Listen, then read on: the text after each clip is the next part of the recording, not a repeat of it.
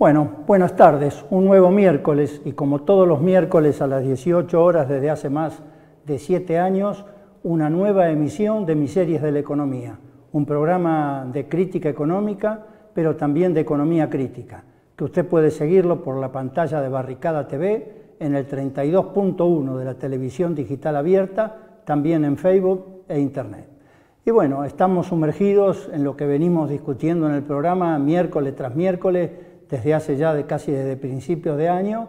Es una crisis que se extiende, que se profundiza, que provoca lo que vemos todos los días en los diarios, a lo que se suma lo que el propio presidente de la Nación llama una tormenta de frente, que no son sino algunos síntomas que podían preverse desde principios de año, como es el fortalecimiento internacional del dólar y el crecimiento de la economía estadounidense, la conformación de 2 millones de nuevos puestos de trabajo, finalmente presión sobre la inflación, finalmente alza de las tasas, lo que está provocando un flujo permanente de fondos de los países llamados periféricos o emergentes, como Turquía, como también la India, como también de Sudáfrica, como también de otros países de América Latina y Brasil, como también de Argentina, pero con el caso que en Argentina la tasa de devaluación es mucho más fuerte que en otros países, ¿no? Por la sencilla razón de que la economía argentina está muy vulnerable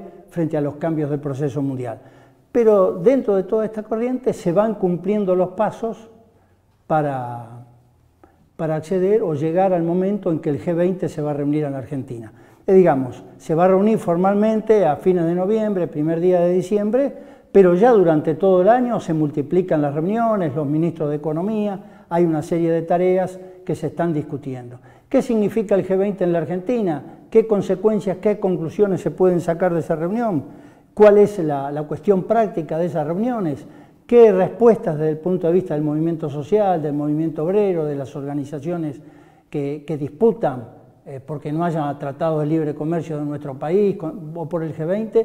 Bueno, para eso están con nosotros o invitadas hoy Bettina Müller, politóloga, que forma parte de la Asamblea Argentina Mejor sin TLC y no al G20, y Luciana Giotto, también socióloga, investigadora y que forma parte de estas dos asambleas también.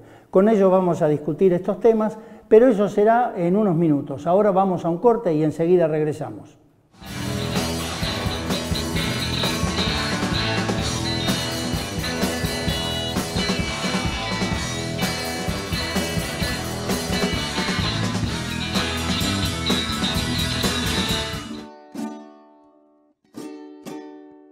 Obligados a ponernos a la altura de nuestra historia, de nuestra semilla. Estalló de nuevo la revolución de los pobres, la revolución que dirigió Ezequiel Zamora. El pueblo venezolano se convirtió en ejército libertador. Los que eran esclavos, los negros, los pardos, los peones de la sabana, las mujeres del pueblo tomaron el fusil, el machete y la lanza y se fueron a la guerra revolucionaria contra el imperio español que tenía 300 años masacrando a este pueblo. Ese es Zamora, grita usted. Ese es Zamora, grita que. Ese es Zamora, gritan todos. Ese es Zamora, sí señor. El 20 de febrero de 1859, Zamora se levantó aquí en coro, levantando las banderas traicionadas de la patria humillada. Lamentablemente Zamora fracasó, lo mataron.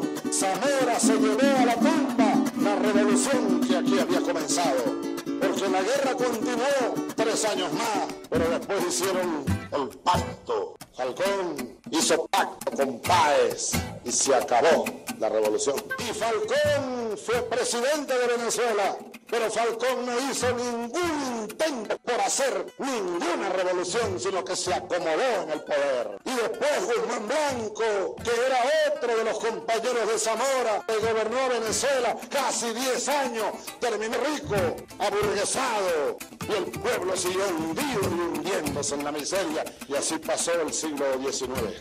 Y así pasó el siglo XX, y aquí estamos hoy, los hijos de Zamora. Ezequiel Zamora, compa.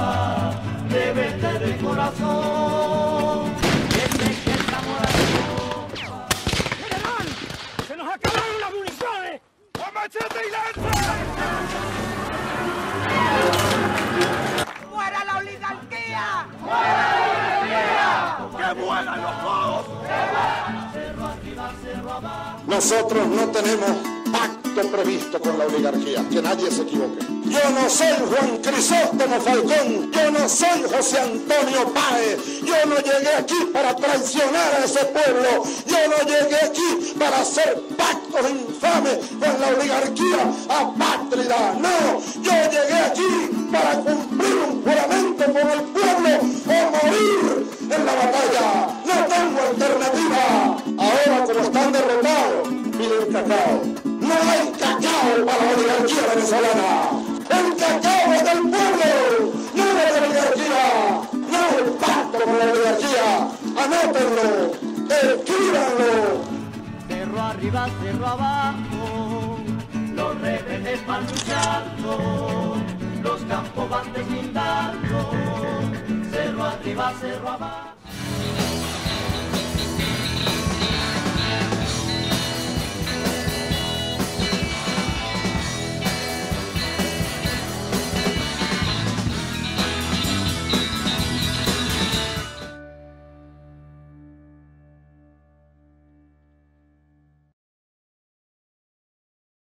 Bueno, estamos nuevamente en el aire. Bettina Müller, Luciana Giotto, muchas gracias por venir al piso y dedicarnos un poco de su tiempo. Sé que están muy ocupadas preparando todo lo que tenga que ver con el G20, las discusiones, talleres de formación, etcétera.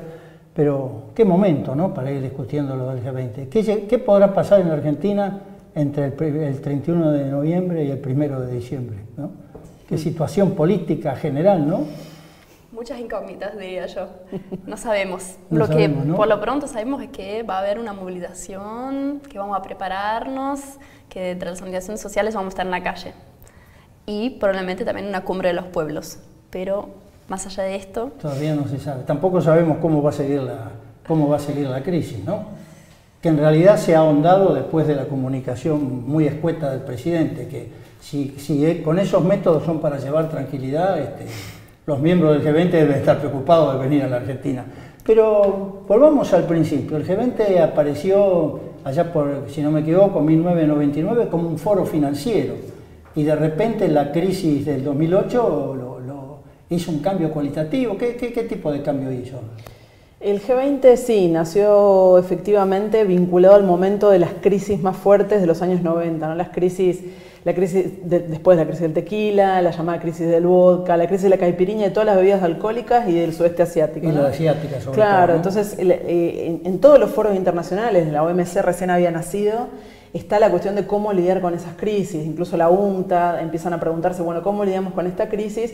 Y de los países más adelantados, en ese momento teníamos el G7 más Rusia, que recién entraba Rusia después del desplome de la Unión Soviética, se están preguntando, bueno, ¿cómo lidiamos con esta crisis? Y lo que empiezan a ensayar son formatos de organización, de ampliar el grupo con estos países emergentes que van surgiendo y que empiezan a empujar por mayor participación global, ¿no? Ahí en ese contexto nace el G20 como un espacio de ministros de finanzas, de ministros nada más.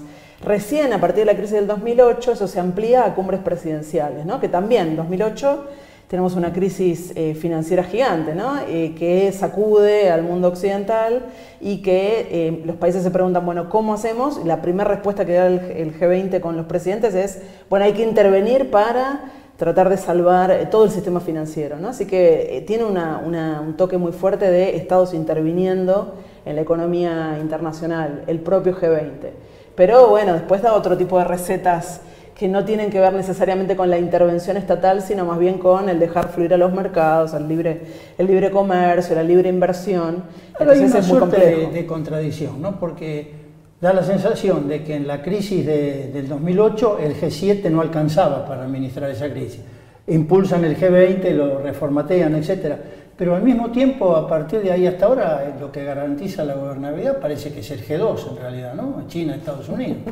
Entonces, ¿cuál es el papel realmente efectivo del G20? Porque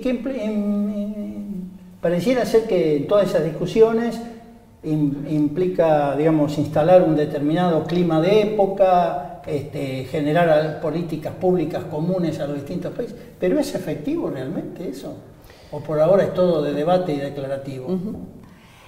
Es efectivo en que hasta el momento ha logrado sacar cada vez nuevamente a los países de las crisis financieras que igual vuelven y con cada vez más frecuencia. Lo que dice Luciana, que en 2008 intervinieron los estados en regular el mercado financiero y salvatar a los bancos.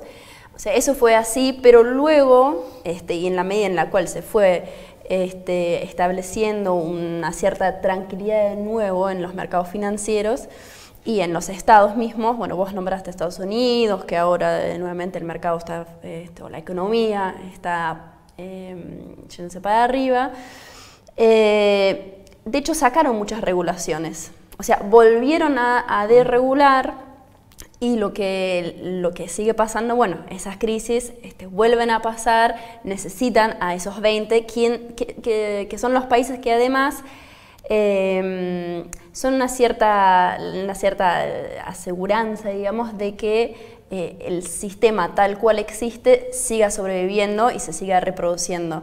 Porque fijémonos, países como Irán, que también es una potencia mundial, bueno, regional, diríamos, importante, incluso en términos económicos, es más importante que otros países que están en el G20. Tiene la clase obrera más calificada de la región. Bueno, sí. Pero no está en el G20. ¿Por qué? Porque no sigue el mismo lineamiento, no está aliado a Estados Unidos y al modelo del capitalismo financiero tal cual existió y tal cual incluso China y Rusia también siguen en esa línea, con sus diferencias cada vez más abiertas hoy en día, pero o sea, hay ese consenso de base de que el capitalismo tal cual existe hay que claro, rescatarlo. Y para eso sirve el G20. Aunque acá podríamos decir que antes de que el G20 gestara toda esa política, todo eso lo hizo Duhalde acá, ¿no?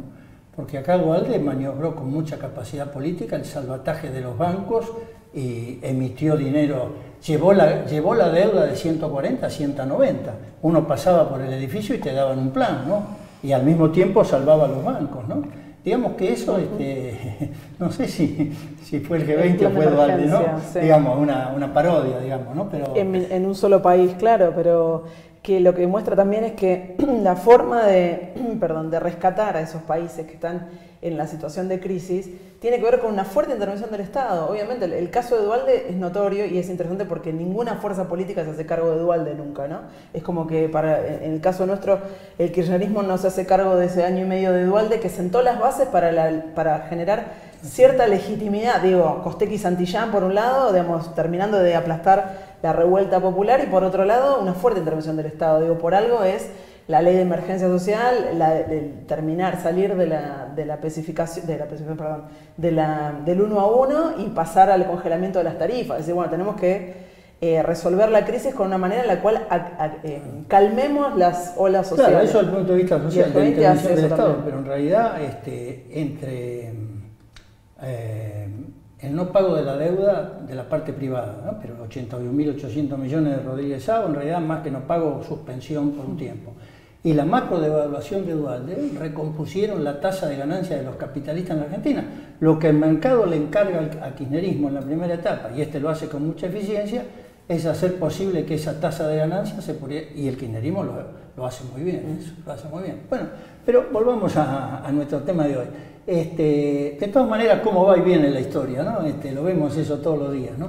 ¿Cuál es la dimensión global? Para que nuestros seguidores del programa tengan una idea, ¿cuál es la dimensión global que abarca, cuál es el PBI conjunto, qué población alcanzan?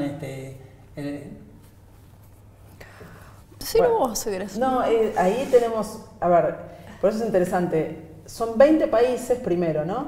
Porque uno dice, bueno, 20 países, y si pensamos que en el planeta hay alrededor de 200 países, estamos hablando de un porcentaje muy pequeñito, parecería.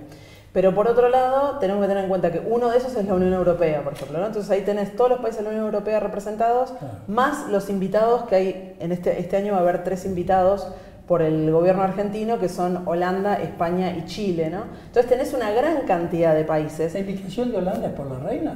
Podría ser, podrían haber invitado al Vaticano también. No, en realidad no sé por qué invitaron a Holanda, pero habría que ver si no es una cuestión más de el rol que tiene Holanda también frente a la imagen, de mantener la imagen argentina en Europa. O sea, Holanda ha tenido, la corona holandesa ha tenido un rol muy importante en el mantenimiento del gobierno de Macri en Europa, ¿no? Y lidiando con otros países como Francia. Así que puede ser una cuestión más de relación política. En el caso de Chile es notorio porque Chile lo que tiene es que es el gran aliado hoy de Macri en la región, en este proceso de convergencia, como le dicen, entre Alianza del Pacífico y Mercosur. Entonces tiene una estrategia específica, claro, que es esa unión, o eso que Piñera mismo decía, que es la conformación de una nueva área de libre comercio en las Américas, o sea que es una especie de ALCA, pero sin Estados Unidos ahora, ¿no? Y es más regional sudamericano o más México. En ese sentido, digamos, bueno, el G20 es un espacio muy amplio, pero como Bettina decía, los que están representados son especialmente todos los aliados de Estados Unidos. Entonces ahí tenemos los países que están más que nada alineados con esa política. No es representativo de nada, de hecho de África, por ejemplo, el único país africano que está es Sudáfrica. Es decir, que tenemos todos, si uno mira los pintaditos del G20, se va a encontrar con que todo el continente africano está en gris y el único que puede estar en amarillo o en rojo es Sudáfrica. Después de varias zonas, América del Sur solamente Brasil y Argentina, América del Norte están todos los países, por ejemplo, bueno, los países europeos están representados por la Unión Europea, por lo cual es una selección muy arbitraria de los países miembros, a pesar de que sin duda son los países que en sus regiones son geoestratégicamente más importantes. Entonces, ¿esa es la razón por la cual fue en aquellos tiempos de Menem fue invitada a la Argentina? La Argentina fue invitada porque era uno de los principales deudores del mundo. Hay diplomáticos que están empezando a historizar un poco el G20 y lo que analizan es que Argentina entra un poco por la ventana, más que nada porque cuando hacen esos intentos de ampliar el G7 durante los 90, que arman como un G30, después un G40, no les funciona, Canadá dice son muchos países pero hay que incorporar otros, entran los países aliados y claramente Argentina es uno de los aliados de Estados Unidos. Por eso Argentina entra por la ventana, no necesariamente por su relevancia de PBI, aunque es un país sin duda importante. Si vemos que de toda América Latina son México, Brasil y Argentina, estamos hablando de los países más relevantes en términos económicos, pero sigue siendo una decisión arbitraria de quiénes son parte, ¿no? Entonces, y más hoy en esta época en que, a pesar de toda la crisis, el presidente Macri aparece como el único interlocutor frente al imperio, porque con la debacle que hay en Brasil, los otros países son muy chicos. Eso también hay una cuestión geopolítica que tal vez explique la excepcionalidad del crédito del FMI y la extensión también, ¿no? Más allá de que tanto por el volumen como la extensión condiciona al gobierno que venga, sea cual sea, ¿no?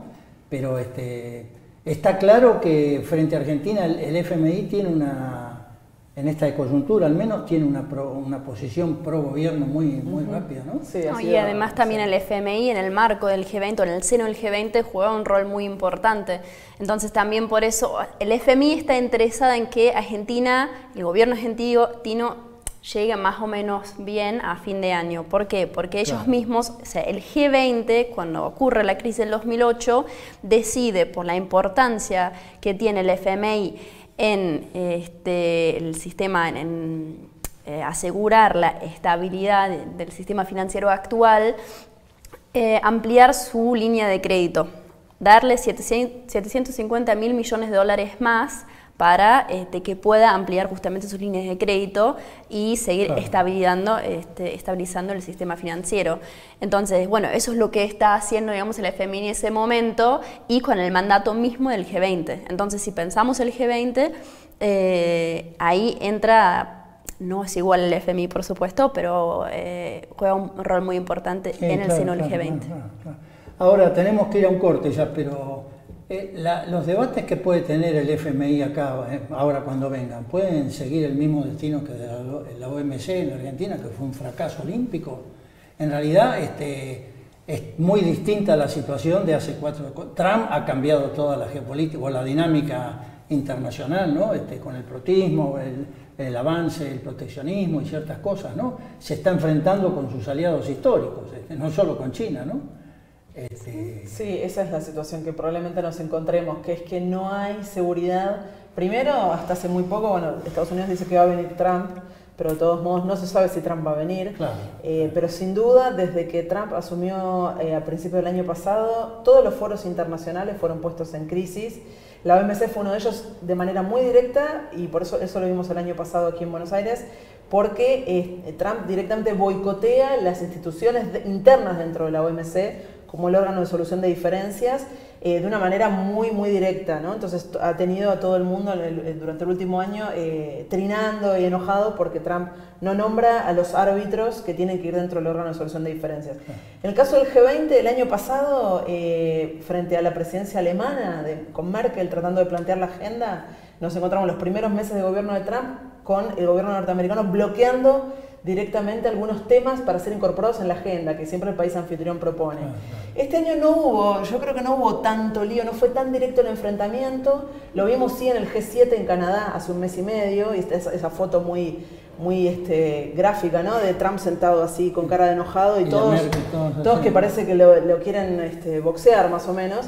Eso es un poco el estadio actual, pero en el medio estalló la guerra comercial con China, por lo cual el G20 pasó a un segundo plano y en el G20 estamos viendo que no está pasando nada. O sea, es probable que en el G20, igual que en el OMC, técnicamente no pase nada. Ahora bien, vos seguro vas a tener algo para decirlo. No, lo que yo iba a decir es que también no hubo tanto enfrentamiento en términos de temario, porque el gobierno alemán, con respecto al gobierno de Estados Unidos, tiene un poco más de pecho como para poner. Juego propio, además. El gobierno argentino es como, ¿qué querías, Trump? Sí, dale, hacemos así. O sea, todo lo que es la agenda del cambio climático, obviamente el libre comercio, no se está hablando nada. Quiero un corte, Sí. Pero ustedes me decían que el país anfitrión es el que fija el lema y la agenda del encuentro. Entonces, exactamente. Hablemos de eso ahora cuando regresen. Vamos a un corte, enseguida regresamos.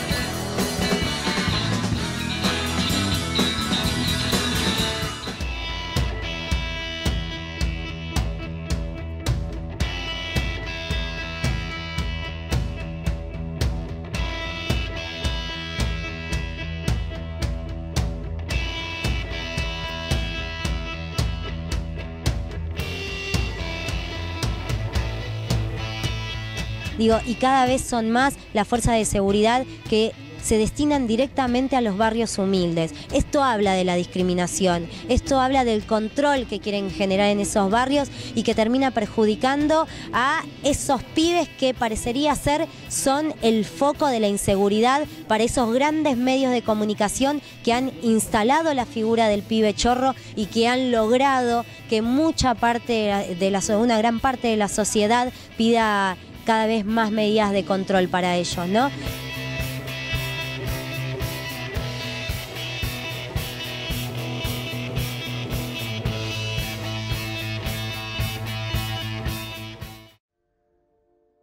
La cara de la guerrilla siempre ha sido oculta, clandestina, siempre se cuenta por pedazos, entonces le queda todo el campo mediático para que el gobierno construya una imagen de nosotros, ¿no?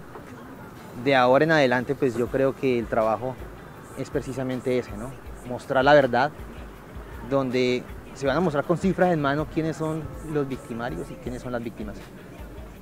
Con una verdad histórica como la que ya marcamos nosotros en La Habana, donde se muestra quién inició la guerra, por qué se iniciaron las FARC, cuál es la lucha de las FARC, con estadísticas en mano, ¿no? Los paramilitares, los falsos positivos, la inversión norteamericana en la guerra y la defensa del pueblo colombiano, que en realidad ha sido el mismo pueblo el que ha financiado y que ha impulsado de cierto modo la resistencia armada desde el inicio.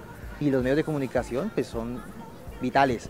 Nosotros pensamos, o personalmente yo creo que se tendrán que crear películas, novelas guerrilleras, si se puede, para mostrar esa realidad, digamos, que tenemos y donde cada guerrillero es una historia terrible, de víctima, de abandono estatal, de persecución. Barricada TV, adelantando la construcción de un nuevo mundo.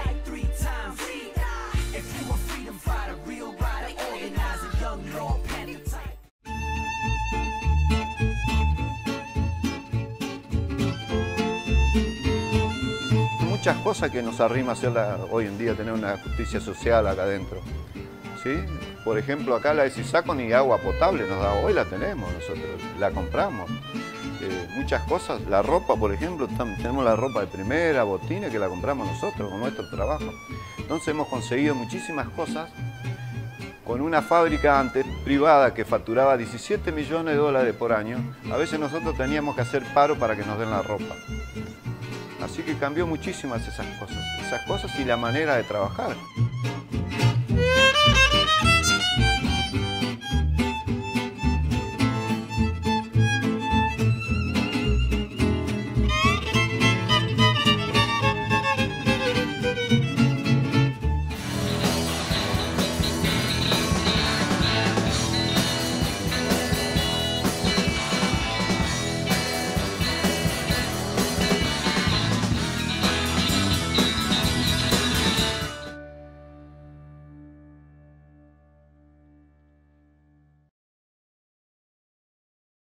Bueno, estamos nuevamente en el aire y este es el momento de la columna de investigaciones económicas, normalmente a cargo de la agrupación Economista de Base de Ciencias Económicas, pero estamos en vísperas de una gran movilización universitaria a la que están comprometidos 57 universidades nacionales que no han iniciado el segundo cuatrimestre. Hay también sumados a esta huelga 40 colegios universitarios de todo el país.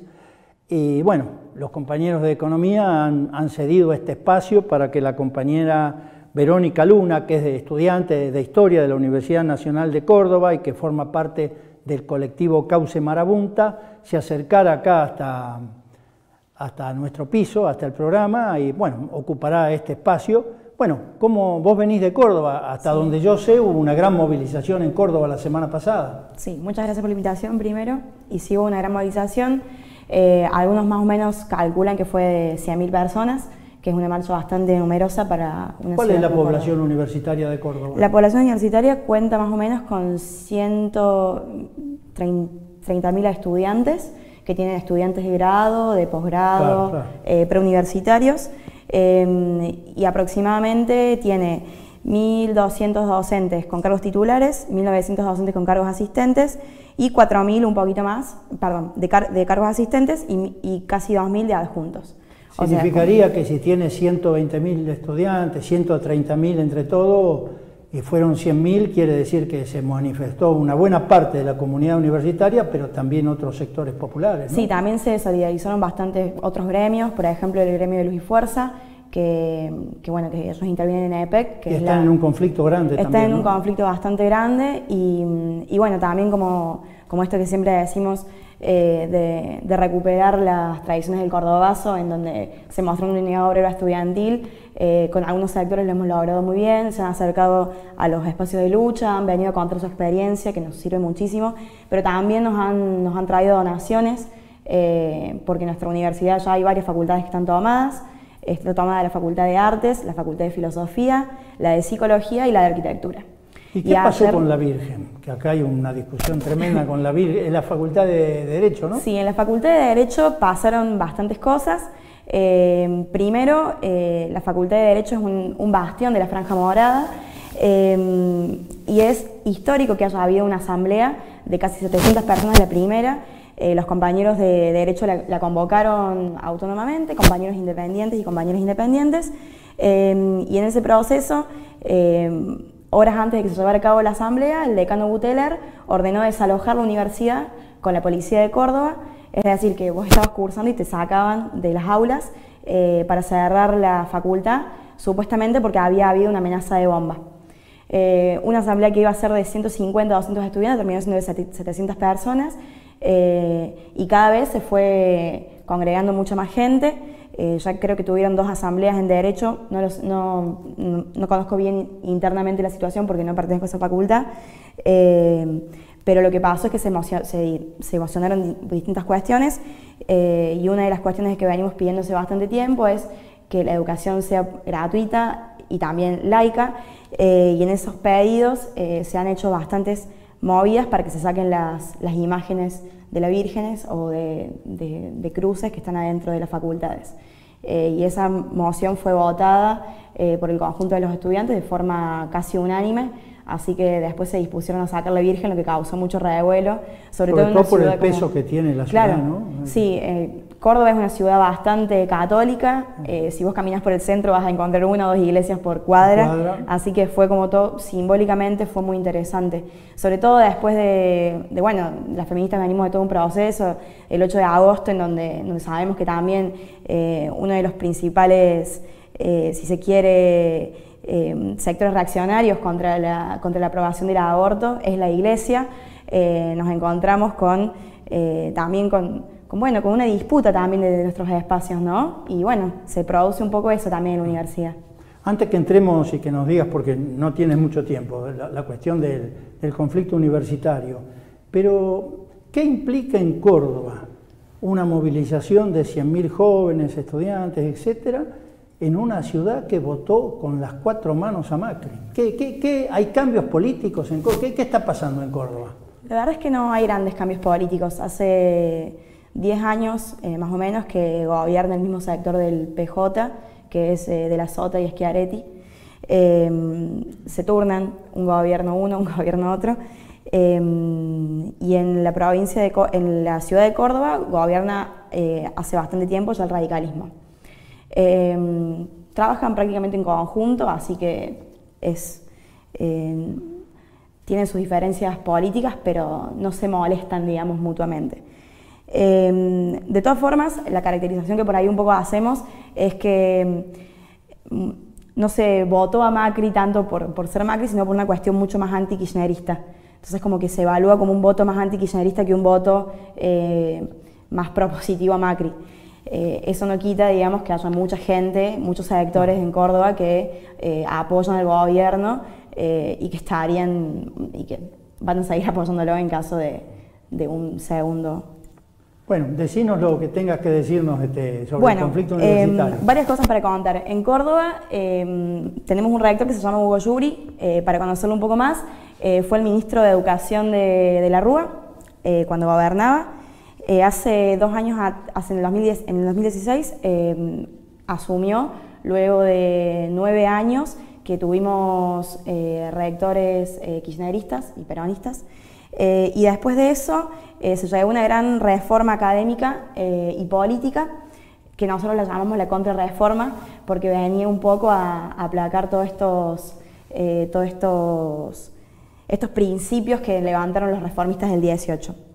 Este año, en el 2018, hubo una conferencia regional educativa superior, la CRES, donde se juntaron muchos rectores de Latinoamérica para discutir políticas educativas universitarias. En ese marco nosotros nos encontramos con que era un evento en donde la mayor cantidad de los participantes de la universidad quedábamos afuera, que éramos los estudiantes. Entonces, en ese momento nos juntamos entre algunas compañeros de diferentes asambleas, que éramos muy poquitos, habremos sido en ese momento unos 30, unos 50, y empezamos a hacer intervenciones, sobre todo como de acción directa, movilizaciones, intervenimos en algunos de los paneles que se estaban dando, y nada, sobre todo nos generaba como mucho ruido esto de la ausencia de un actor tan fundamental como el estudiantado adentro de ese evento. Esa conformación se llamó la Asamblea Interuniversitaria del UNC, en donde participamos diferentes estudiantes de distintas carreras, y en ese proceso nos empezamos a discutir, a encontrarnos, y pudimos empezar a conformar asambleas mucho más numerosas. Como para que se den una idea, el martes pasado hubo una asamblea de la semana pasada de 1000 estudiantes, docentes y no docentes, en una plaza de Córdoba, y en el día de ayer hubo una asamblea de 1500 estudiantes y docentes que decidieron tomar el pabellón Argentina, que es el punto central de la Universidad Nacional de Córdoba. Lo importante de venir a este lugar es poder decir que en el interior están pasando muchas cosas, que el presupuesto sobre todo afecta a las universidades que menos reciben, las universidades que hoy están tomadas, como la de La Pampa, San Luis, las universidades del sur de Entre Ríos, son las que están por debajo del presupuesto, claro. Y la realidad concreta es que hoy hay universidades que están en peligro de cerrar, como las universidades del conurbano, que también están muy por la baja. Nosotros entendemos que en este momento es muy importante que podamos hacer de este movimiento o de esta problemática algo de carácter nacional. Entonces nos parecía muy importante compartir nuestra experiencia con otras personas para que también no se desmotiven, que intenten, que una vez serán 10, otra vez serán 15 y después serán miles en una asamblea. Se nos acaba la televisión, es así, pero aprovechá para convocar a la marcha de mañana, el lugar, el punto de encuentro y la hora. Mañana, tengo un poco desfasados los datos porque tengo la marcha de Córdoba, pero la marcha de mañana va a ser en Plaza de Mayo a las 16 horas. No, en el va a ser en Congreso. En Congreso, perdón. Es el de ley del viaje. En Congreso a las 17 horas. A las 17 horas. Te agradezco mucho y muchísimas nos vemos gracias. en la marcha. Nos vemos. Bueno, vamos a un corte, enseguida regresamos.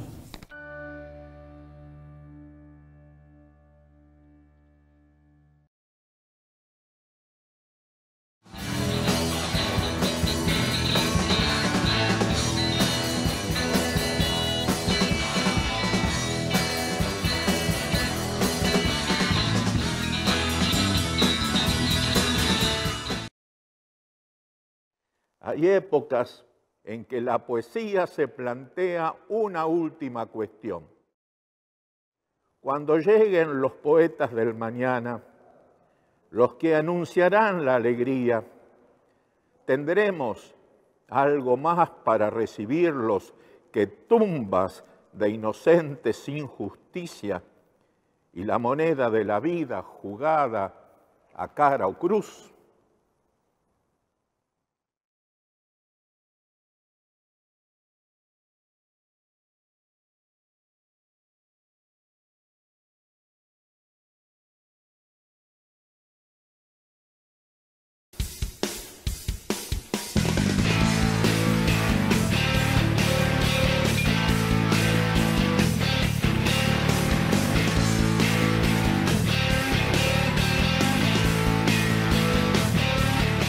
Me parece que es muy importante que los dirigentes de todos los clubes entendamos que en esta tenemos que estar todos juntos, de todos los dirigentes que entendemos a los clubes que deben seguir como asociaciones civiles. Los clubes no son anónimos, los clubes son de todos nosotros y también de quienes los forjaron, y me parece que al mercado todavía le cuesta entender esto y tienen muchas ganas de quedarse con lo que para nosotros es pasión, es identidad, es pertenencia, para ellos es un negocio.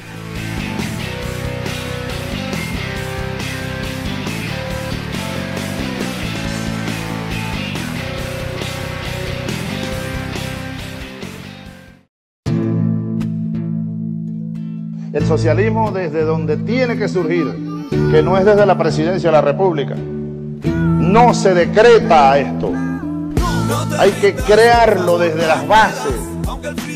Es una creación popular, es una creación de las masas, es una creación de la nación, es una creación heroica, decía Mariátegui. Es un parto histórico. La hora y el mejor momento, porque no estás sola, porque somos cientos. Barricada TV, la pantalla para un mundo nuevo. La rutina de la miseria y los... La verdad que un hermano es algo que te debería acompañar toda la vida. Yo no tengo idea de qué es tener un hermano. Me lo robaron. Necesitamos de la sociedad para poder encontrar a nuestros hermanos. A esas personas que algo saben, por favor, acérquense. No es fácil hacerlo solo. No hay que tener miedo a buscarse, porque lo peor ya pasó. Si dudas de tu identidad o crees que alguien puede ser hijo de desaparecidos, comunícate con Abuelas 011-4384-0983, abuelas.org.ar. No los dejemos con la duda.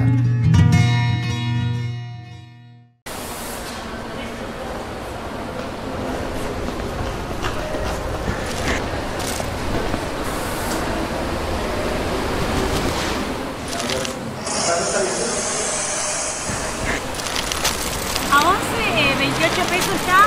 20.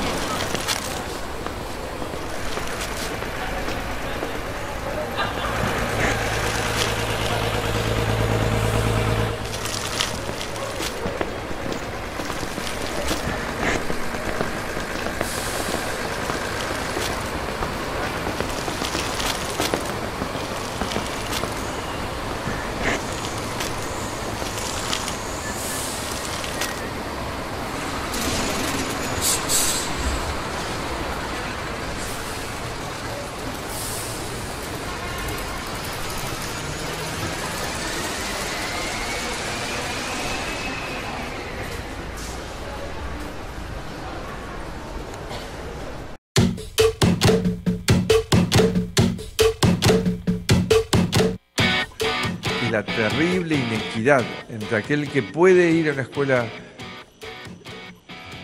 privada versus aquel que tiene que caer en la escuela pública.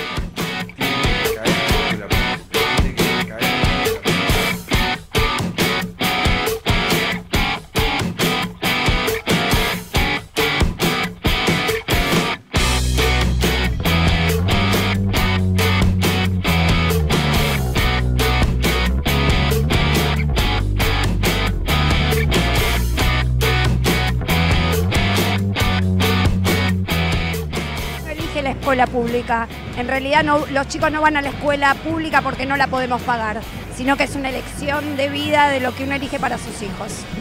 En la escuela pública estamos todos. Eso es.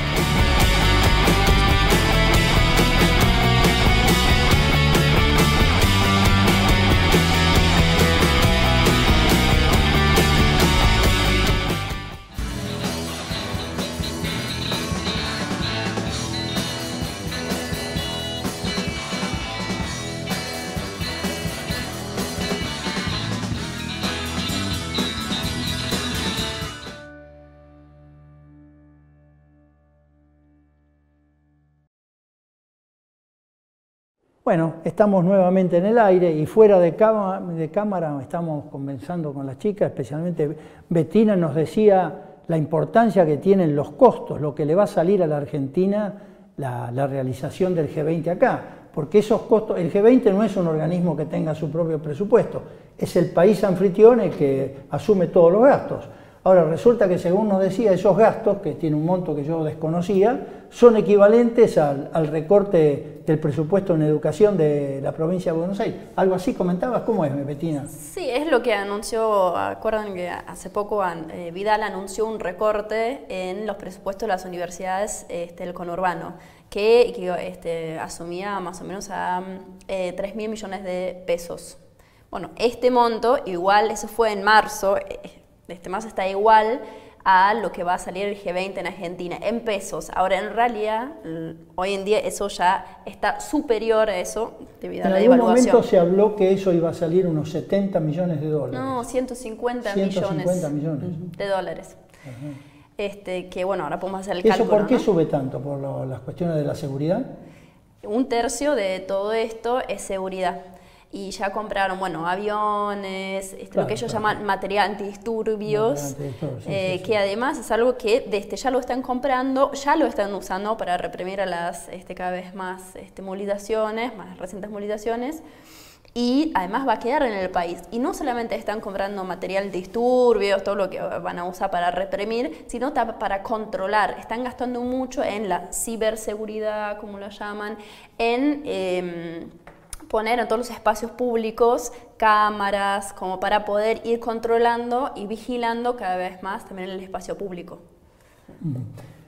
Al cierre del primer bloque estábamos conversando con ustedes que el país anfitrión es el que fija el lema y la agenda de la reunión, del encuentro, y que cuando Alemania fijó su agenda había tenido una serie de contradicciones con Estados Unidos.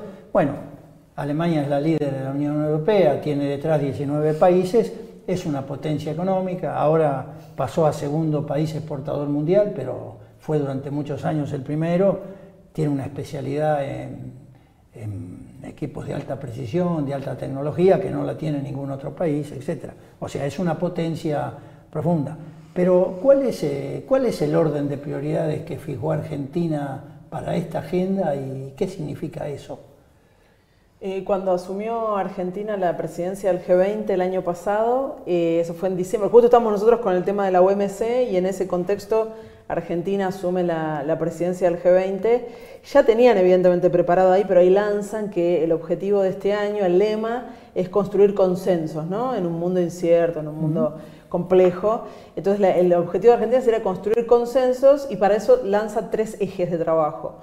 Lo que ellos lanzaron fue, por un lado, infraestructura para el desarrollo, que es un tema que le interesa mucho a China. Es un tema que le interesa mucho a China porque China impulsa a partir de la nueva ruta de la seda la cuestión del avance de lo que nosotros hace muchos años llamamos el IRSA, ¿no? Pero todo lo que tiene con los corredores bioceánicos. Entonces es un tema que atraviesa Argentina, a Argentina le interesa, a China le interesa.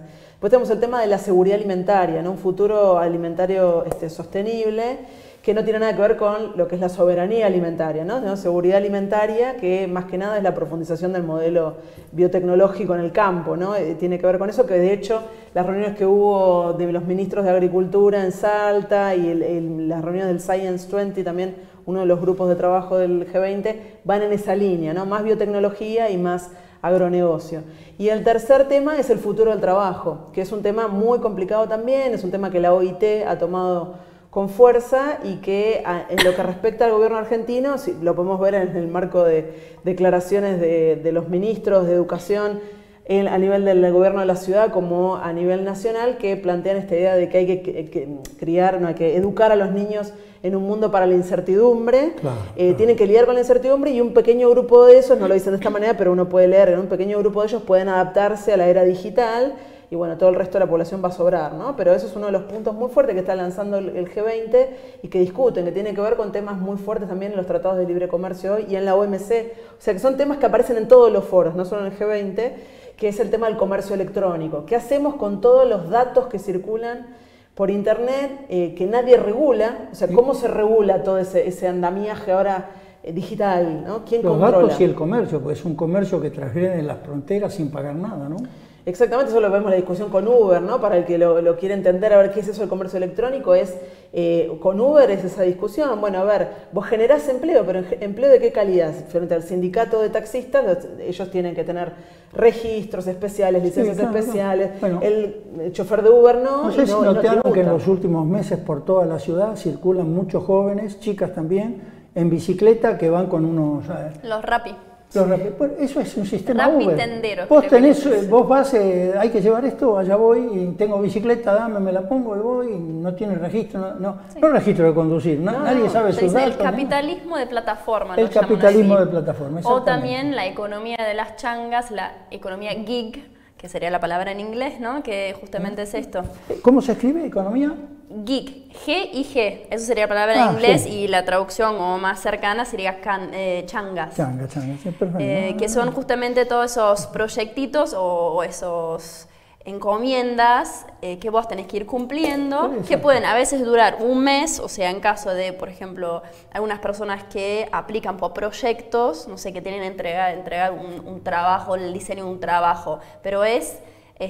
una empresa transnacional dice, yo para el mes que viene necesito que me diseñes esto, te voy a pagar $500 para esto, vos aplicás, te eligen porque sos el que además menos quiero que le paguen. O esas otras cosas que son más inmediatas, que son justamente de entrega de cualquier cosa, porque Rappi no solamente entrega comida, sino también otras cosas. Como quieras, sí. Antes de ir al tema de la infraestructura que me interesa por la situación actual en la Argentina, ¿hay diferencia entre seguridad alimentaria y creo que se llama así, alimentación sustentable? Porque yo veía que en el G20 de Alemania era seguridad alimentaria y acá creo que es alimentación sustentable. ¿Cuáles son las diferencias? Futuro alimenticio sostenible lo llaman. Eso tiene que ver con la idea del desarrollo sostenible, porque hoy están, si uno va siguiendo en el diario, te das cuenta que todos los países están desesperados por los objetivos que se fueron planeando, como los objetivos del desarrollo sustentable, los ODS. Varios de esos objetivos son a 2030, 2020, 2025, 2030 y cada vez se van acercando los años y ninguno de esos objetivos se cumplen. El desarrollo sustentable es un concepto muy laxo de los años 90 que la ONU impulsa como para decir, bueno, además de la ganancia que tienen las empresas, hablemos de ver cómo lograr un capitalismo sustentable, ¿no? Y para eso hay que ver los factores económicos, sociales y medioambientales. Pero es eso lo que están planteando en el marco de esa laxitud del término de desarrollo sustentable, ¿no? Que es muy difícil de medir y en un contexto de capitalismo global es muy difícil de cumplir. Claro.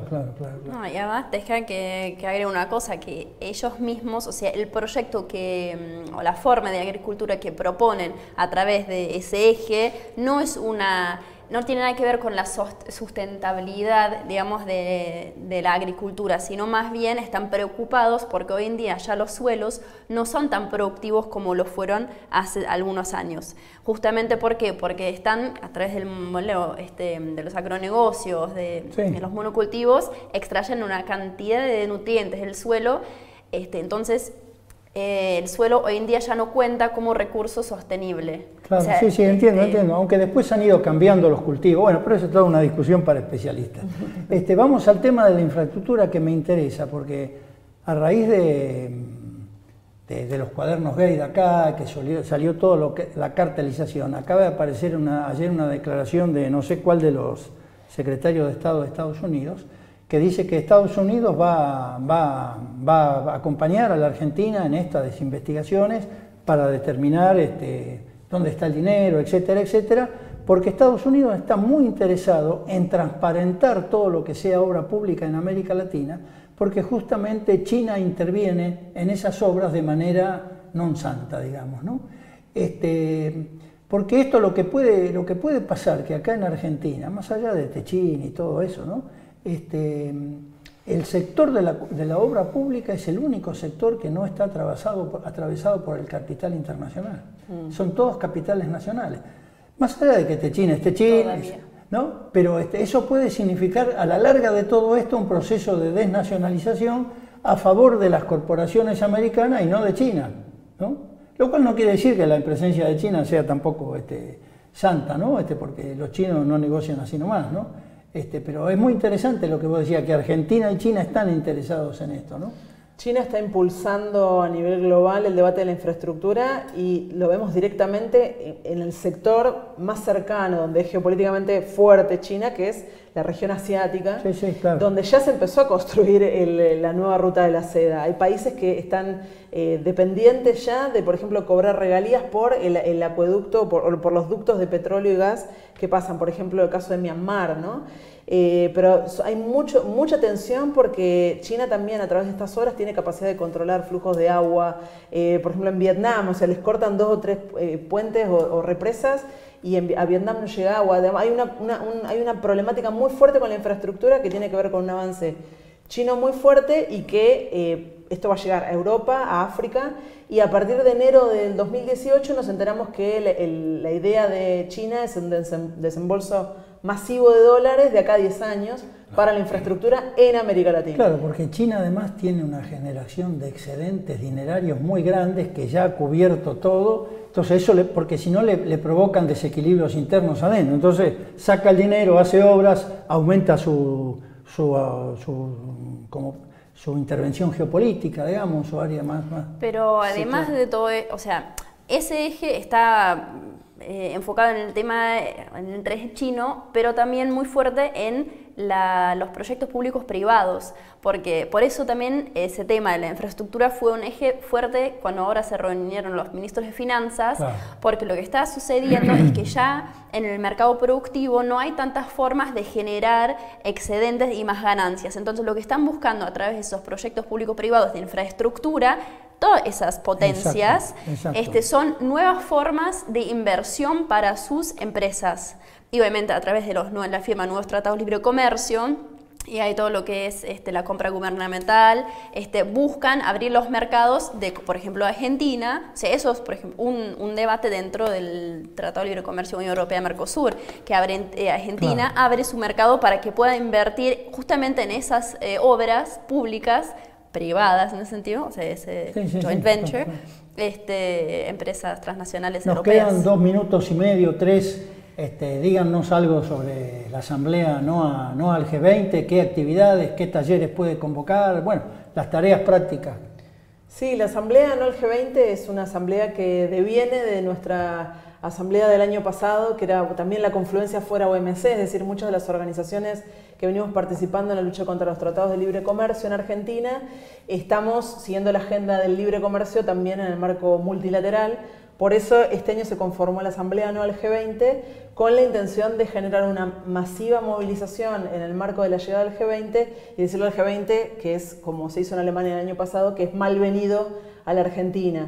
Para eso estamos convocando con organizaciones sindicales, políticas, sociales, territoriales, de todo tipo, una semana de acción contra el G20 que iría desde el 25 de noviembre al 1 de diciembre, y en ese marco va a entrar todo tipo de actividades, entre ellos una cumbre de los pueblos que está empezando a discutirse, digamos que va a tener la lógica de nuestras cumbres de los pueblos horizontales, abiertas, amplias, para discutir alternativas y las formas de contrarrestar esa fuerza del G20. Y bueno, y darle una fuerte malvenida a Trump, a Putin, a Xi Jinping, a todos los que vienen para esta cumbre, y decir que desde América Latina y más al sur en Argentina hay una fuerte resistencia a este modelo que nos quieren imponer. ¿Bettina? Nada más invitarlos, este fin de semana hacemos un nuevo encuentro preparatorio contra el G20 en la Facultad de Ciencias Sociales, viernes y sábado. Si les interesa, también seguirnos, estamos en Facebook, Asamblea No al G20, y en Twitter, No al G20. Y también pueden seguirnos en nuestra página, donde siempre vamos actualizando información, donde hay más material también sobre el tema del G20 y nuestra visión sobre el G20, que es noalg20.org. Nada más. Bueno, muy bien, y a nosotros se nos termina el tiempo, pero es bueno programas de este tipo, que lo sacamos de la dinámica que tenemos de todos los miércoles, de las crisis que convocan nuestra atención, del dólar que nos pega cachetadas todos los días, de la tasa de inflación, de los conflictos, etcétera, etcétera, porque hay que ver que más allá de las crisis y de la suba y baja del PBI y tantas otras cosas y de los distintos gobiernos, hay tendencias de los grandes países, de las grandes corporaciones, del imperialismo, que lentamente siguen su curso. Una de estas tendencias, como también lo fue la del OMC, es la reunión del G20, y acá las compañeras se han convocado. Es bueno tener presente la asamblea No al G20 y sumarse a ella y ver cómo se puede participar en todas y las distintas tareas.